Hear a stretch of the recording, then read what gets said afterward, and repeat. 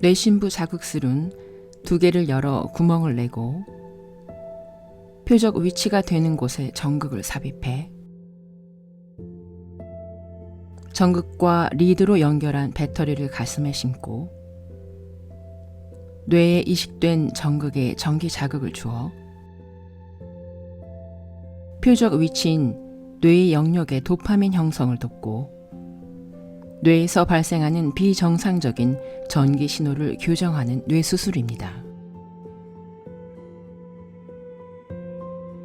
하지만 이것은 어디까지나 인간에게 해당하는 DBS 수술 과정이고 수십 년간 판다에게 동물 실험을 해온 그들은 이 DBS 실험을 거대 식용목과에 해당하는 판다에 맞게 맞춤 설계를 하여 새로운 형태의 판다 전용 DBS 동물 실험을 비밀리에 해왔습니다.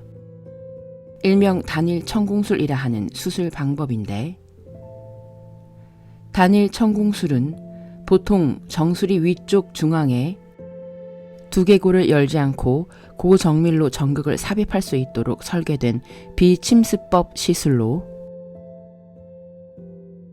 하나의 구멍을 만들어 뇌 특정 부위, 시상 혹은 기저액 등에 DBS 전극을 삽입하는 방법입니다.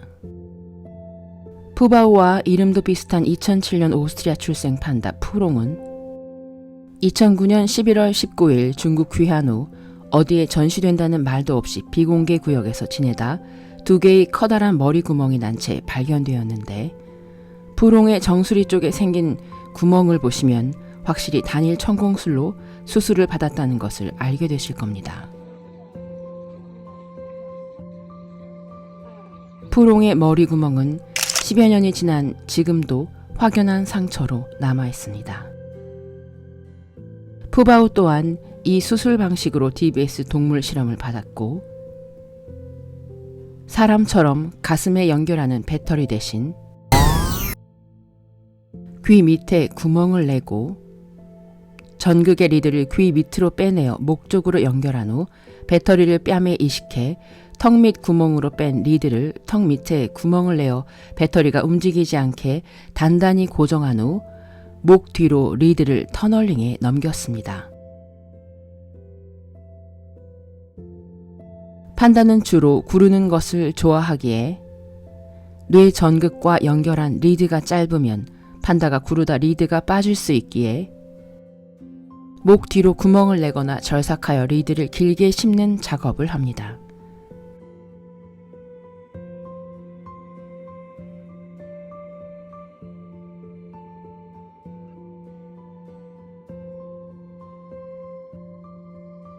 저는 푸바오가 검역 기간 동안 중국 판다 보존연구센터가 보여주는 영상을 통해 푸바오의 몸에 난 상흔들과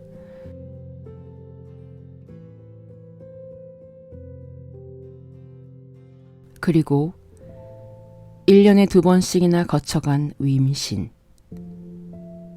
위임신을 겪고 4개월 후 사지 경련을 겪는 시간의 궤적을 통해 푸바오가 받은 DBS 동물 실험을 추정했습니다.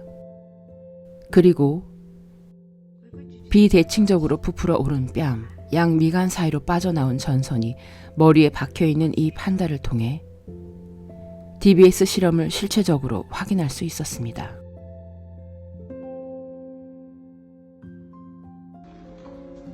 판다의 이름은 가우가우. 왼쪽 귀가 작은 가우가우는 1993년 4월 6일 스촨성 바오싱시 펑통자이 자연보호구역에서 발견되었는데 연구진의 치료를 받고 워룽 자이언트 판다 연구센터로 옮겨져 지내다 2003년 1월 14일 미국 샌디에이고 동물원에서 15년간 지내다 2018년 11월 1일 28의 나이로 중국 스촨성으로 돌아왔는데 가우가우는 중미 간 자이언트 판다 과학연구 협력 협정 만료 후 고향으로 돌아온 첫 번째 자이언트 판다입니다. 판다의 미간 사이로 빠져나온 리드가 노출되어 있는 이 영상은 영상의 질이나 판다의 나이로 1996년에서 2000년 사이로 추정되며 영상에서도 보시다시피 판다에게 DBS 수술을 받게 한 후 미간 밖으로 리드를 의도적으로 빼놓은 리드 외부화의 실험적 형태이며 장기 모니터링, 전기 생리학적 데이터 수집 또는 약물 반응 실험을 위해 외부 장비와 연결이 가능하도록 해둔 것이었습니다. 저는 푸바오가 긁어대던 뺨에서 불룩하게 튀어나온 네모난 모양의 형체에 대해 DBS 수술 시 뺨에 이식한 배터리라고 설명해 드렸고, 그 배터리는 여과 없이 푸바오의 뺨 밖으로 정확한 형태로 드러나 그동안 추정으로만 설명해 들었던 푸바오가 받은 DBS 실험의 실체, 그 실험은 추정이 아닌 사실이었고 진실이었다는 것을 입증해 드렸습니다. 하지만 저는 다시 2024년의 봄으로 돌아가 푸바오가 받았던 동물 실험, 멸종 취약종 동물이 비밀리에 받았던 동물 실험, 차마 그땐 하지 못했던 실험 하나를 설명해 드리려 합니다.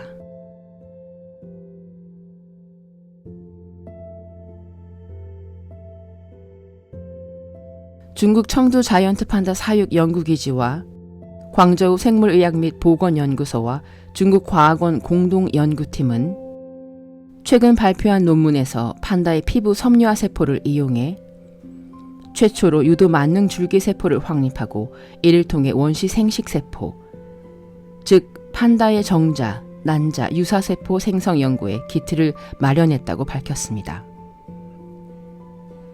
2024년 9월에 발표된 Science Advances 논문 자이언트 판다 유도 만능 줄기세포의 생성 및 특성 분석에서 판다의 피부 세포를 재프로그래밍하여 유도 만능 줄기세포를 최초로 확립하였음을 보고했는데, 이 유도 만능 줄기세포는 3가지 배엽, 외배엽, 중배엽, 내배엽 모두로 분화가 가능하며 판다 고유 유전자 발현 및 신호조절 네트워크를 확인하는 특징을 지녔고, 연구팀은 이러한 유도 만능 줄기세포를 기반으로 정자, 난자 정구세포 연구, 체외 배아 생성, 대리모 생식으로 이어질 가능성을 제시하였습니다.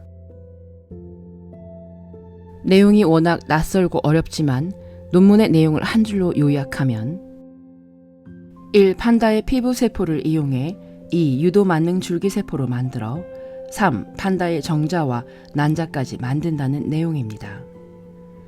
그리고 그 모든 것을 유도 만능 줄기세포로 만든다는 것이죠. 그런데 여기서 말하는 유도 만능 줄기세포란 무엇일까요? 보통의 세포를 직업을 가진 어른이라고 해볼까요? 예를 들어 피부세포는 피부 일만 하는 직장인, 뇌세포는 뇌만 관리하는 사람, 간세포는 간만 돌보는 사람처럼 이미 어떤 직업이란 것이 정해져 있습니다. 하지만 유도 만능 줄기세포는 어떤 마법으로 다시 아기 상태가 된 어른을 말합니다. 과학자들이 어떤 유전자를 넣어 이 세포가 직업을 잊고 다시 아기 상태로 돌아오게 하는 것인데, 이때 과학자들이 넣는다는 마법이란 것이 바로 야마나카 팩터입니다. 야마나카 팩터는 체세포를 유도 만능 줄기세포로 되돌리는데 핵심이 되는 4가지 전사인자 유전자를 말하는데, OCT4 줄기세포 성질 유지, 분화 억제 요소입니다. SOX2 다능성 유지, 세포 리프로그래밍, KRF4 세포 성장 조절, 암 억제 또는 유도, CMYC 세포 성장을 촉진하며 리프로그래밍 효율을 증가시킵니다. 그래서 이 4가지 인자를 체세포에 바이러스나 플라스미드를 이용해 주입하면 세포는 다시 배아줄기 세포처럼 만능성을 갖는 초기화 상태로 되돌아가는데, 이것이 바로 유도 만능 줄기세포 Induced Pluripotent Stem Cell iPSC입니다. 이 인자들은 2006년 오사카 출신의 유도 선수이자 럭비 선수 시절을 보낸 일본의 과학자 야마나카 신야 박사가 쥐세포 실험에서 처음 사용했으며 2007년 인간세포 적용에 성공해 2012년 영국의 과학자 존 거든과 함께 노벨 생리의학상을 공동 수상하기도 하였습니다. 그래서 야마나카 팩터에 들어갔던 세포는 아기 세포가 되어 다시 어떤 직업이건 상관없이 가질 수 있는 상태가 됩니다. 마치 40살의 은행원이 마법을 통해 다시 아기가 되어 의사나 요리사 혹은 아이돌과 같은 새로운 삶을 살 수 있는 상태가 되는 것입니다.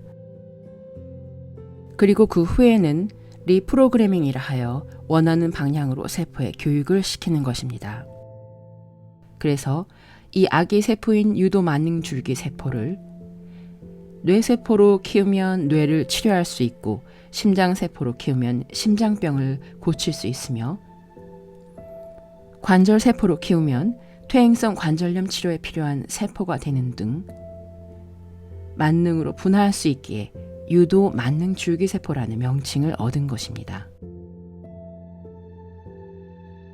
그런데 왜 저는 푸바오가 받은 동물 실험을 말한다고 하면서 이 유도만능줄기세포에 대해 이야기하고 있는 것일까요?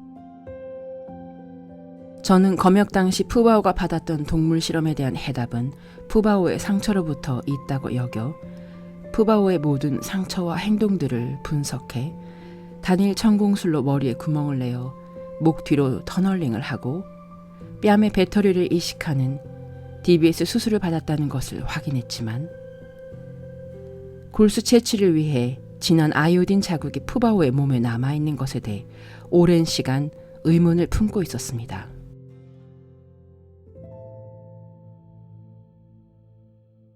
골수는 도대체 어떤 이유로 채취되었던 것이고 혹시 유도만능줄기세포와 어떤 연관성은 있지 않을까 싶어 그 둘의 연관성에 대해 알아보기로 했습니다.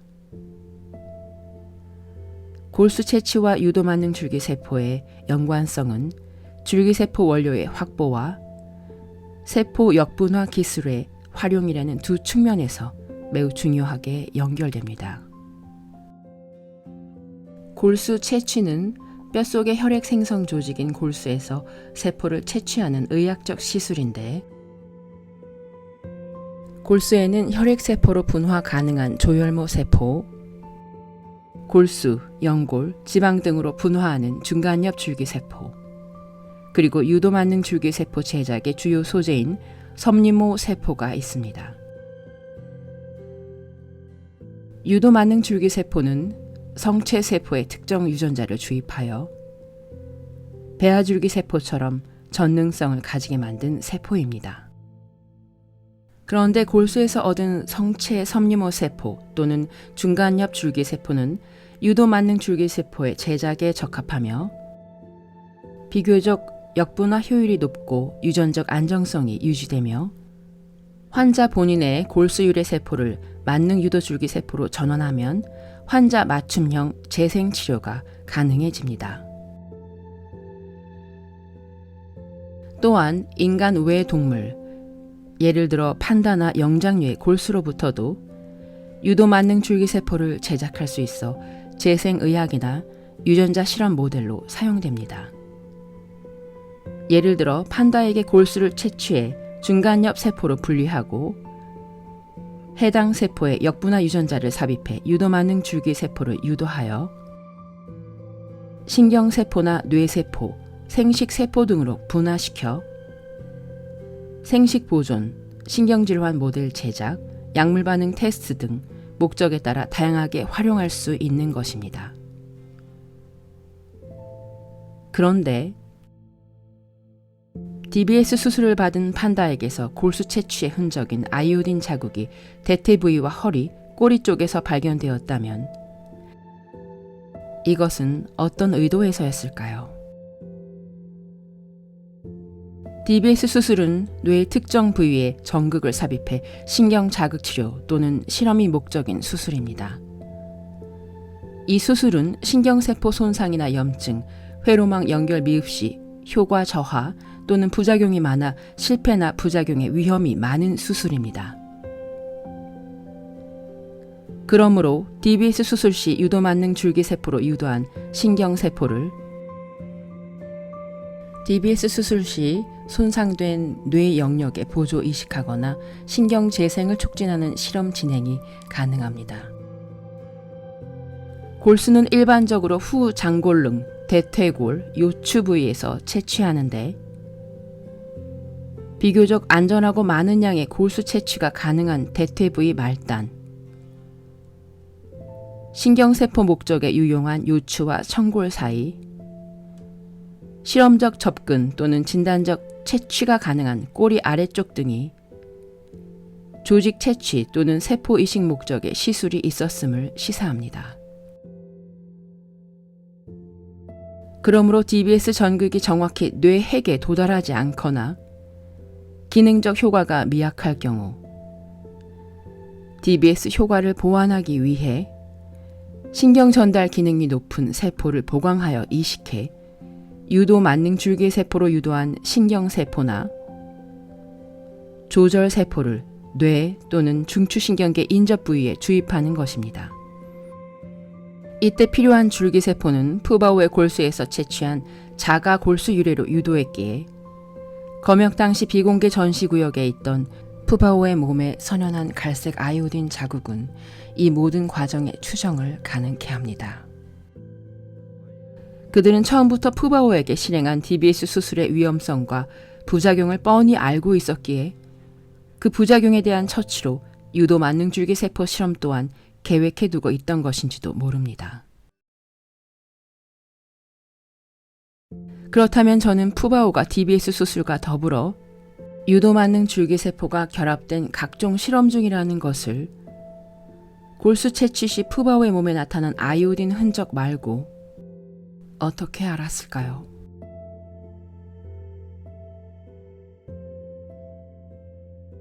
(2024년의) 봄은 푸바오를 사랑하는 모든 판다 팬들에게는 푸바오가 한국이 아닌 중국으로의 영구 귀환이 주는 서운함을 넘어선 충격과 불안 그리고 혼란으로 뒤엉킨 시절이었다고 봅니다. 푸바오의 검역 기간에 인터넷에 퍼진 알 수 없는 의문의 상처들에 대한 이유로부터 말입니다. 그런데 여기서 드는 의문 한 가지가 있습니다. 푸바오는 도대체 언제, 어느 시점에 최초의 동물 실험을 받았을까요? 4월 3일 밤 11시 34분 푸바오가 중국 자이언트 판다 워룽이 선수핀 기지에 격리구역에 도착했습니다. 4월 4일 도착 후 푸바오는 새집에 들어갔고 탐구심과 호기심이 꽤 강했습니다. 4월 4일 푸바오의 활동, 식욕, 배설 모두 이상이 없으며 커다란 입으로 대나무를 열심히 먹고 있습니다. 저는 이 세 개의 컷에서 세 번째에 주목해 보겠습니다. 2024년 4월 4일은 푸바오가 중국 귀환 후 약 하루가 지난 시간입니다. 하지만 푸바오에겐 너무나도 많은 일들이 일어난 시간이기도 합니다. 여러분들은 이 한 컷에서 어떤 것이 보이나요?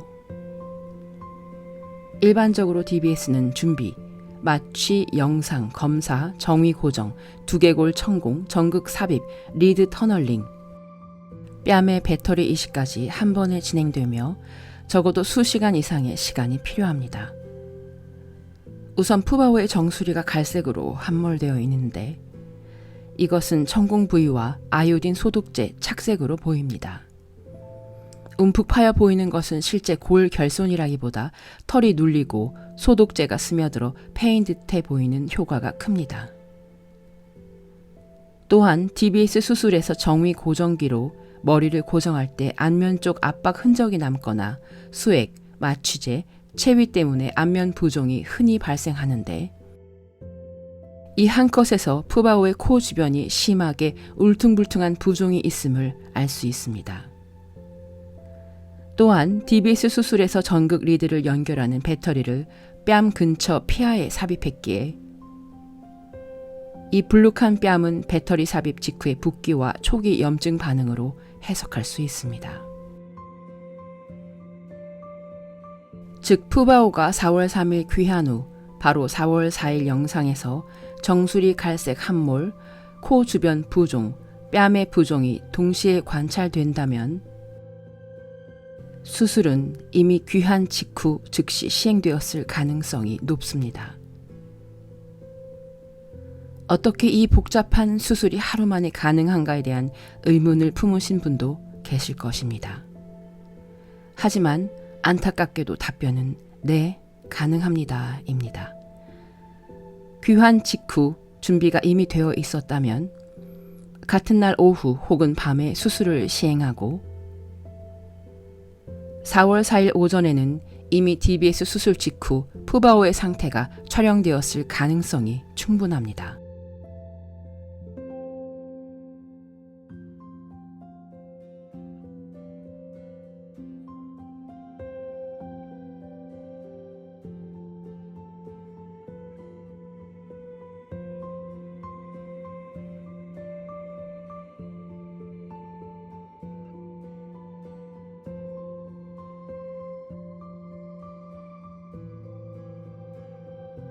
즉 하루 만에 수술을 마치고 부위별 흔적이 남은 상태로 다음날 관찰된 것이라고 볼 수 있습니다.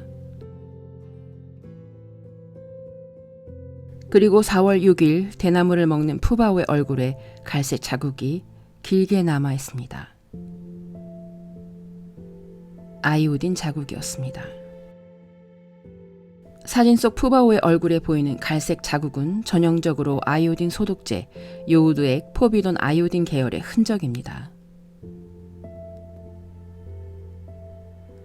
DBS 같은 수술에서는 두피를 절개하거나 천궁할 때 감염을 막기 위해 넓은 부위를 아이오딘으로 소독하는데 이 경우 수술 부위 주변뿐 아니라 얼굴, 뺨, 심지어 눈가까지 흘러내려 자국이 남을 수 있습니다.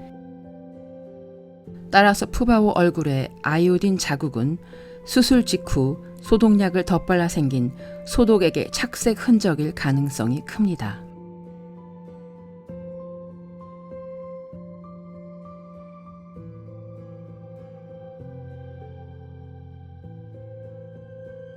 자, 그럼 이제부터 나오는 영상에 주목해 주시길 당부드립니다.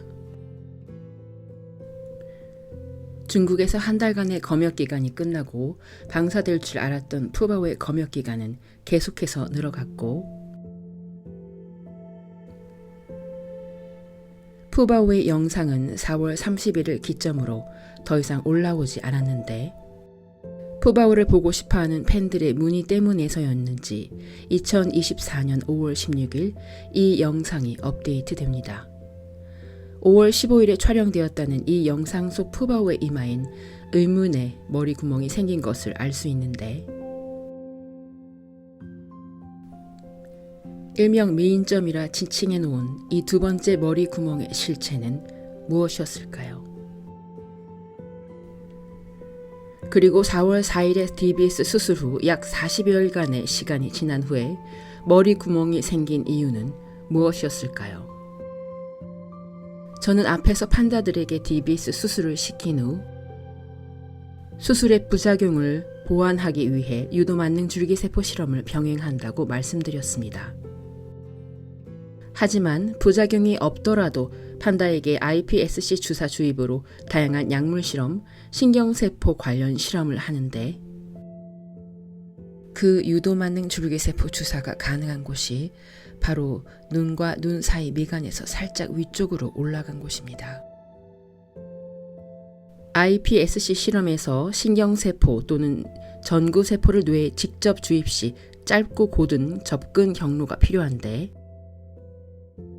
미간, 양눈 사이에서 살짝 위쪽은 전두 옆, 시상하부로 곧게 접근할 수 있는 위치라 신경재생, 신경질환 모델용 iPSC 주입 통로로 적합합니다. 게다가 구멍 크기가 머리 위쪽보다 크고 뚜렷하게 남았다면 세포와 하이드로젤 복합제 같은 큰 주입량을 넣었을 가능성이 있습니다. 그런데 여기서 말하는 하이드로젤이라고 하는 것은 무엇일까요? 유도만능 줄기세포를 신체 내부에 안정적으로 전달하고 생착률을 높이며 세포가 원하는 조직으로 분화할 수 있도록 돕는 물질 중 하나가 하이드로젤인데 하이드로젤은 다량의 물을 함유한 3차원 격자 구조의 고분자 젤입니다. 하이드로젤은 조직과 비슷한 유연한 물성 때문에 생체 재료로 널리 쓰이는데 수분 함량이 최대 90% 이상이며 소재는 천연, 콜라겐 알지네이트 히알루론산 또는 PEG, PVA 합성 등이며 생분해성, 생체 적합성, 세포 적합성 조절이 가능하다는 특성을 가지고 있습니다. 그런데 iPSC와 하이드로젤이 함께 사용되는 이유는 세포가 주입 과정에서 물리적 충격으로부터 손상되는 것을 방지하며 세포가 삽입 후 흩어지지 않고 특정 부위에 머무르게 하고 조직과 유사한 환경을 제공해 세포 사멸을 방지해 하이드로젤 내의 특정 성장인자를 포함시켜 원하는 방향의 유도 만능 줄기세포 분화를 유도해주는 역할을 하는데 그 중에서도 관절, 뇌, 피부 등에 iPSC를 하이드로젤과 함께 국소 주입해 조직 재생, 기능 회복 실험을 수행한다는 점에서 그 특별한 이유가 있습니다. 쉽게 말해 이렇게 생각하시면 됩니다. iPSC는 아주 특별한 아이스크림입니다. 그냥 아이스크림이 아니라 초코맛도 되고 바닐라 맛도 되고 딸기 맛도 될 수 있는 변신 가능한 아이스크림입니다.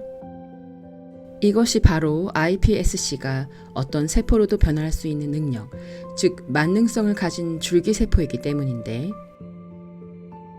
그런데 이 아이스크림을 그냥 손에 쥐면 어떻게 될까요? 금방 녹아버리고 손도 더러워지고 모양도 망가집니다. 이건 마치 iPSC를 아무데나 주사해서 넣으면 그 세포들이 제자리에 머물지 못하고 주변 환경에 적응하지도 못하고 죽어버릴 수 있다는 것과 같습니다. 그래서 등장하는 것이 바로 콘 하이드로젤입니다. 크림을 안전하게 담고 손에 안 묻게 하고 모양을 유지하며 천천히 녹도록 도와주는 콘, 틀입니다. 게다가 콘은 그냥 콘이 아니라 맛도 내고 안에 비타민이나 과일 조각, 즉 성장인자나 약물도 함께 넣을 수 있습니다. 그러면 아이스크림은 녹는 동안 몸에 좋은 것들을 주위에 퍼뜨릴 수 있게 되는 것이죠. 그런데 이때 양미간 살짝 위쪽으로 하이드로젤이 포함된 iPSC 주사를 놓으려면 물보다 점성이 높고 젤리 같은 물질인 하이드로젤이 주입되어야 하기에 뇌 주입 주사라고 한다면 정위 고정기를 사용해 아주 정밀히 좌표를 맞추어 뇌 안으로 바늘을 삽입하는데 보통 18g에서 22g의 약 0.6mm에서 1.2mm의 굵은 바늘이 필요합니다. 그러므로 푸바오의 미간 위쪽에 생긴 구멍은 이 iPSC와 하이드로젤을 이용한 만능 유도줄기 세포 실험의 머리 구멍이라 추정할 수 있습니다. 또한 4월 30일에서 멈춘 푸바오의 영상 또한 이를 뒷받침하는 근거가 되는데 제가 품었던 질문은 이것이었습니다. 왜 DBS 동물 실험은 하루만 해놓고 유도 만능 줄기세포 관련 실험은 동시에 병행하지 않았을까? DBS 수술은 신경 조절 관련 수술이며 수술 후 뇌 조직이 안정되기까지는 수주가 필요합니다. iPSC나 하이드로젤 주입은 면역, 염증 반응을 유발할 수 있기 때문에 충분한 안정화 후에 시행하는 경우가 많습니다. DBS는 정기적 자극장치 삽입 수술이고 iPSC 주사는 세포 기반 재생, 치료 실험입니다. 두 과정을 동시에 하면 감염, 뇌압 상승, 뇌출혈 등 합병증이 급격히 증가하기 때문에 시차를 두고 순차적으로 진행한 것이 합리적인 것입니다. DBS 단독 효과를 먼저 관찰해야 이후 iPSC 주입 효과를 명확히 구분할 수 있기 때문입니다. 즉 연구 설계상 DBS 동물 실험 후 일정 기간 관찰한 후에 iPSC 주사 주입의 순서를 두었을 수 있습니다. 결론적으로 푸바오의 경우 4월 4일은 DBS 수술로 전극, 배터리 삽입 및 터널링이 이루어진 시점, 5월 15일 혹은 그 이전은 추가 실험으로 별도의 미인점 발생이라는 2단계 프로토콜 가능성이 높습니다. 즉 푸바오의 영상이 늦어진 이유와 미인점은 DBS 수술 회복, 안정화 기간의 확보와 연구 프로토콜상 단계적 진행 때문일 가능성이 큽니다. 그리고 얼마 되지 않아 이 유도만능 줄기세포의 하이드로젤 주사 주입이 있었다는 확실한 증거가 푸바오의 몸에서 발견됩니다.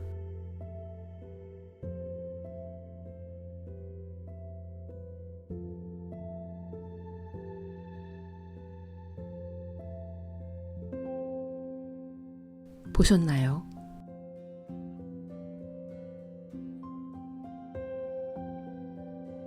(5월 15일의) 미인점 영상 업데이트 후 10일 만에 푸바오의 오른쪽 다리의 탈모가 심각하게 진행되고 있었습니다.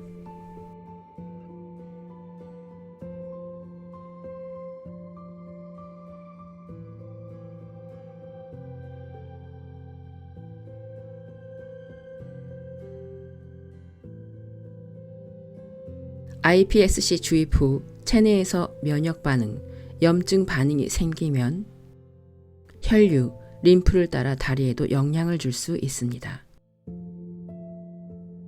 특히 다리 주변은 림프절이 많아 이식세포나 면역 반응 부산물이 도달하기 쉽습니다. 또한 iPSC 실험은 보통 콜라겐, 알지네이트, 하이드로젤의 세포를 섞어 주입합니다. 그런데 이 물질이 염증을 일으키면 피부 혈류 장애가 오고 탈모가 2차적으로 발생할 수 있습니다. 임상실험 사례에서도 주사 후 수주인의 피부, 모발 이상이 보고된 적이 있습니다. 또한 주사 후 7일에서 14일은 급성 면역 반응이 나타나는 시기인데 푸바오의 경우 5월 15일 iPSC 주사를 맞았다고 한다면 10일 뒤 탈모 시작은 면역 반응, 부작용의 전형적 시기와 일치합니다. 또한 올해 7월부터 푸바오가 겪고 있는 왼쪽 다리 탈모의 원인과 다르지 않습니다.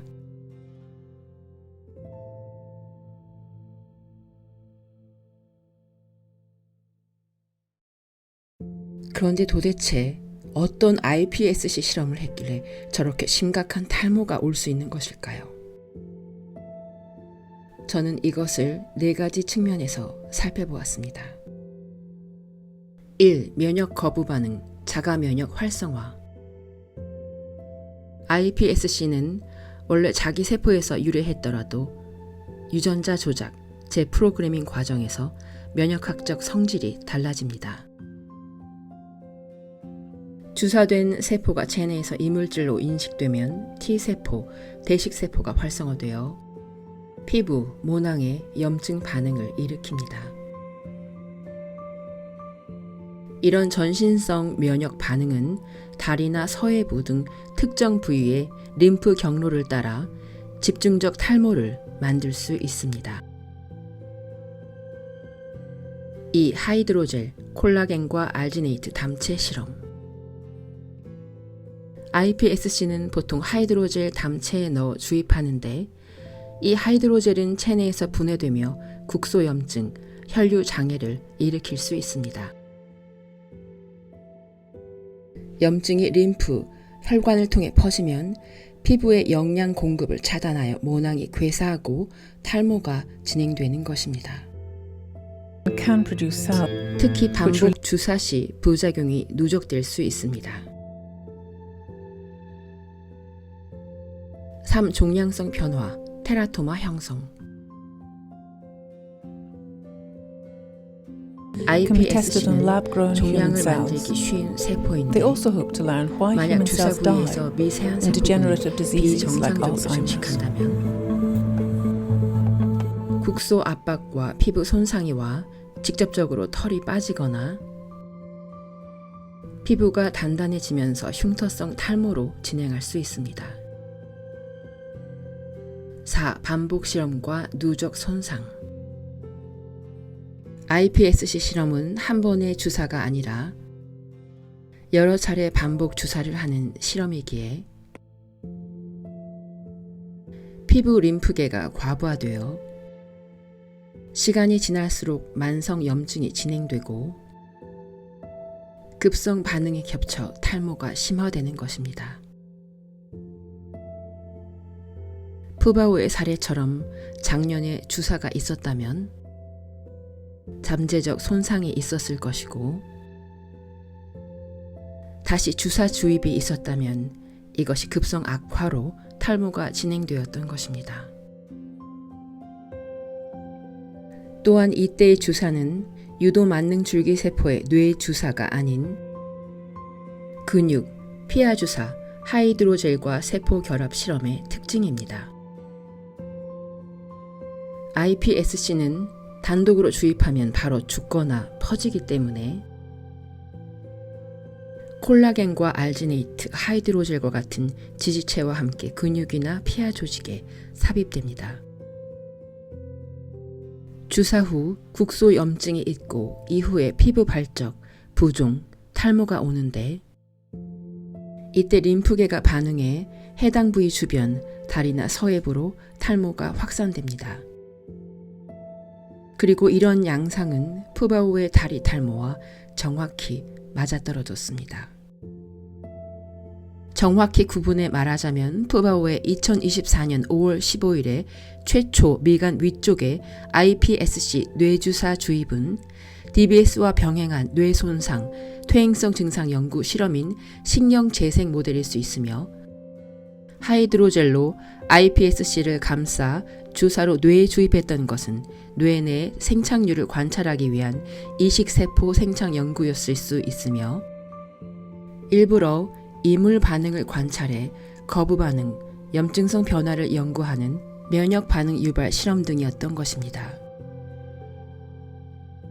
이때 주사 주입으로 인한 전신 면역 반응으로 푸바오의 오른쪽 다리 탈모가 왔던 것이고 푸바오는 2025년 최근에 iPSC와 세포 주사 주입이 근육 및 피하에 있었기에 왼쪽 다리 탈모가 온 것입니다. 그리고 이 주사가 몇 번 반복되었기에 작년의 탈모보다 더욱더 심각해진 상태인 것입니다.